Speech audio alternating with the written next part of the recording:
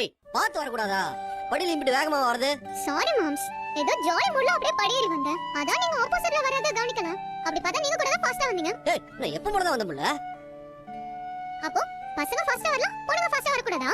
ஐயோ நான் அப்படிலாம் எதுவுமே சொல்லல புள்ள. அந்த பயம் இருக்கட்டும். சரி நல்லா இருக்கியா நீ? நல்லா இருக்கேன் மாமா. ஏமா என் மனசுல ஒண்ணு தோணுது. ஜோடி பொறுத்த சூப்பரா இருக்குல்ல?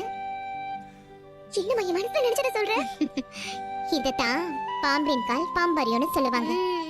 ஒருவேளை சேது அந்த தமிழ்ச்செல்வியை விவாகரத்து பண்ணான்னு போய் அது நம்ம ஒருவேளை அவன் கண்டிப்பா விவாகரத்து பண்ணதான் போறான். அப்படி அவன் பண்ணான்னு போய் கண்டிப்பா உன் அத்தை சாவித்திரி தாமரைய எப்படியாவது சேது வாழ்க்கையில சேர்க்கலான்னு நினைப்பான்.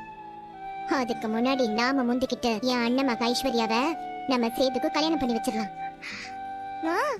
இது நம்ம மாஸ்டர் பிளானா இருக்கு. உன் தம்பி கல்யாணம் முடியட்டும், அடுத்து நமக்கு இதுதான் வேலை.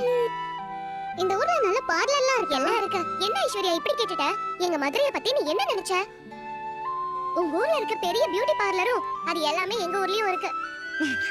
எங்க ஊர்ல இல்லாததே கிடையாது, தெரியும்ல? அத்தை என்னங்கடியே, புதுசா வந்தவளும் நீங்களும் சேர்ந்து ஜோடி போட்டு கிளம்பிட்டியா? ஆமா அத்தை, நாளை காலையில நேரம் நம்ம வீட்ல கல்யாணம் நடந்துட்டு இருக்கோம். அதனால பார்லருக்கு போய் லேசா ஃபேஷியல் அது இதுன்னு பண்ணிட்டு வரலான்னு இருக்கோம்.